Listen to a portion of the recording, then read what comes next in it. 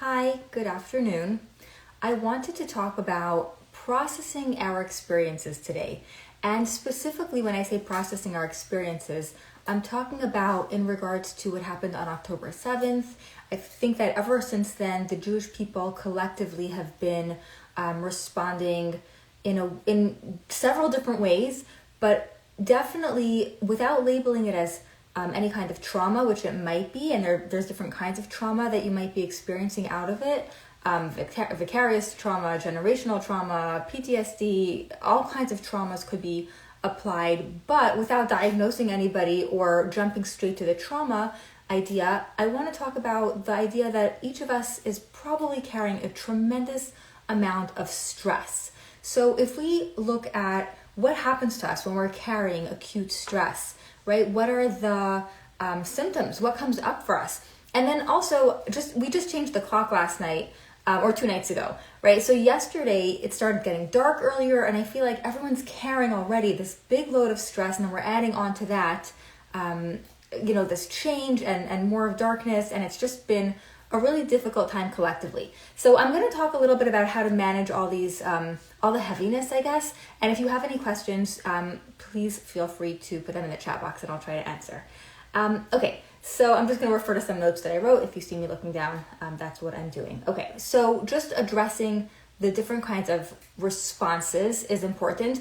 I do want to say some people have more of a fear response. The fears are coming up. And some people are having a different kind of response where they are, being positive and talking about faith and unity. And there's not a right or wrong way to respond.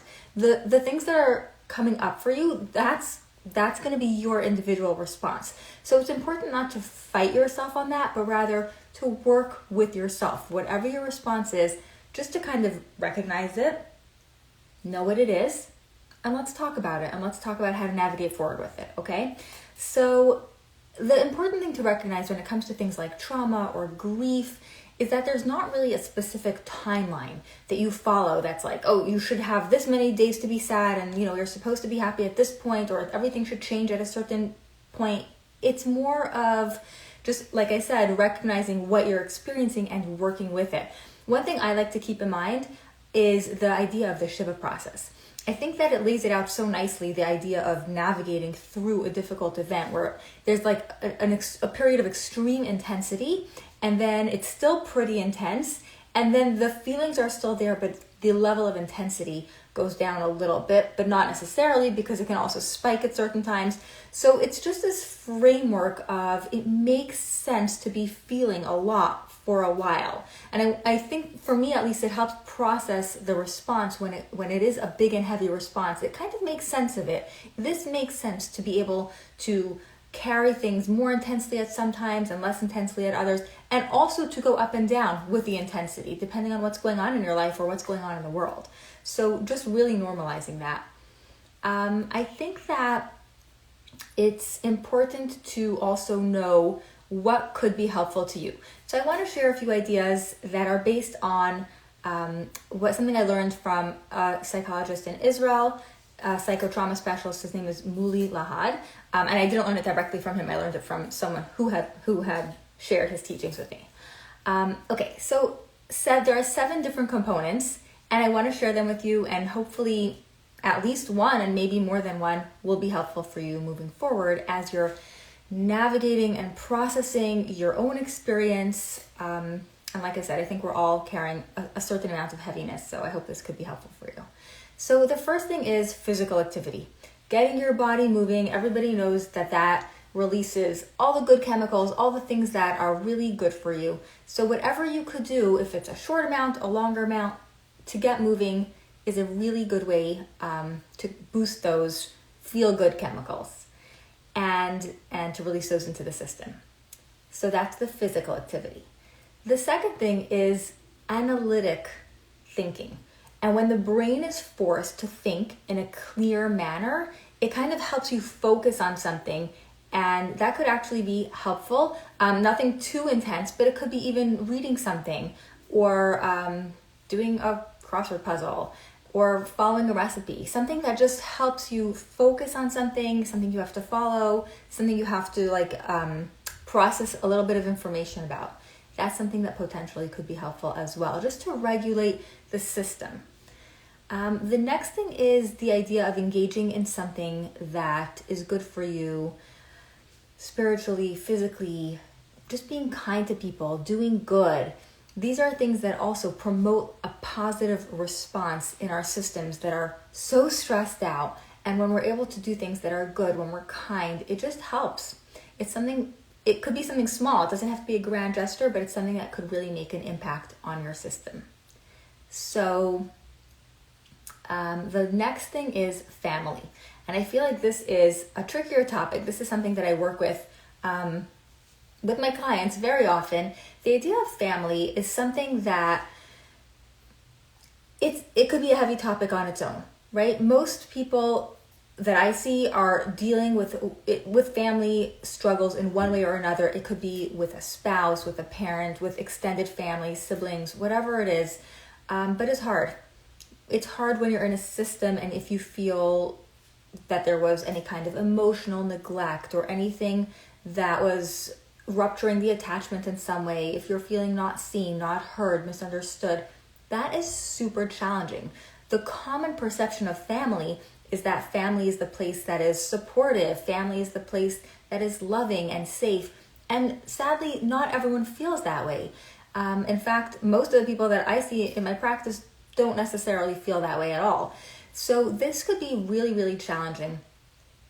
I'm going to suggest that at this time, specifically when there is so much chaos in the world and rupture in the world, then if you're able to work towards processing your experiences and working towards repairing family connections and family bonds, it can be incredibly healing. And I'm not saying that it's not difficult. I recognize fully that it is. But it has potential to bring a tremendous amount of healing. So I'm going to put it out there. And again, I recognize that it's not even possible for everybody. I get that. But if it is something that you've maybe been thinking about working on or working through, this could be a really nice time, good time. I'm trying to think of a word that's like strong enough to underscore how helpful and beneficial a healthy, positive family connection could be at a time like this. So it's another dimension to being able to cope. So just to put that out there also, if you're able to do something with family connection, that's fantastic. The next thing I want to bring up is faith. For those of us who are able to draw upon faith-based systems, it can also be a fabulous coping mechanism. And, whether you're engaging in faith-based activities on your own or as a group, it's something that could be really helpful too. The next one I want to talk about is friends. Again, a lot of people struggle with loneliness. It's really, really challenging, especially when you know that friends can help so much when it comes to coping with stress, coping with all kinds of heavy thoughts. It's been really nice to see displays of unity. So if you're able to reach out to anybody, you can even use text. It could be text, it could be a phone call, it could be joining a group that's doing good. And it's such a healthy and helpful way. I think that connection is really something that people have been drawn to recently. People are looking to connect, to share their experiences, to feel their feelings being mirrored by another person. It's so amazingly powerful. And so if you're able to do that, it doesn't have to be a big group. It could be one-on-one. It could be whatever you're comfortable with. Or if you're not in a network of supportive people, friends, this could also be a good time. Similar to the idea of what I was sharing with family, this could be a really good time to work on connecting with a group, making friends, but through doing things that are unified, and just feeling that sense of unity is so strengthening. The next thing is really just using your imagination, being creative, finding something that's an outlet for your unique energy, whatever that might be. It's so nice to be able to do that and put your energy out there and just engage in something that's interesting to you and helpful to you. So I want to summarize, these are 7 dimensions of coping.